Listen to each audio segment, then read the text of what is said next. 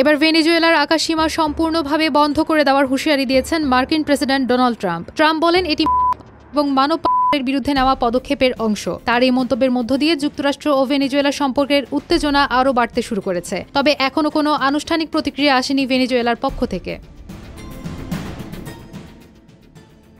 Trump তার truth সোশ্যালে লিখেছেন, সকল বিমান সংস্থা, পাইলট, ব্যবসায়ী এবং মানব পাচারকারীদের ভেনেজুয়েলা ও আশেপাশের আকাশসীমা সম্পূর্ণরূপে বন্ধ করার কথা বিবেচনা করতে হবে। এর আগেও ট্রাম্প প্রশাসন জানায় তারা বিরুদ্ধে লড়াইয়ের অংশ হিসেবে ভেনেজুয়েলাকে লক্ষ্যবস্তু করছে। এই ঘোষণার মধ্য দিয়ে যুক্তরাষ্ট্র ভেনেজুয়েলার দ্বিপাক্ষিক সম্পর্কের উত্তেজনা তীব্র আকার ধারণ করেছে।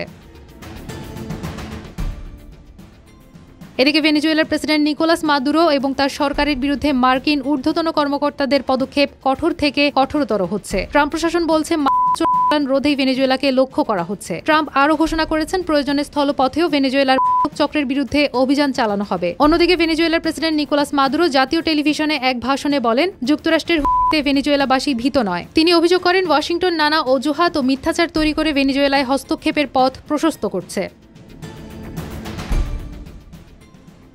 বিশেষজ্ঞ এবং মানবাধিকার পর্যবেক্ষকরা সতর্ক করেছেন ওয়াশিংটন মাদুরোকে বেআইনিভাবে ক্ষমতা থেকে অপসারণের চেষ্টা করতে পারে। এর আগে যুক্তরাষ্ট্র ক্যারিবীয় অঞ্চলে একটি বিমানবাহী রণতরী মোতায়েন করেছে এবং পাচারের অভিযোগে জাহাজগুলোতে ধারাবাহিক হামলা চালিয়েছে। এই হামলায় কয়েক ডজন মানুষ আহত হয়েছে, যা জাতিসংঘের বিশেষজ্ঞরা বিচার বহির্ভূত হত্যাকাণ্ড বলে উল্লেখ করেছেন।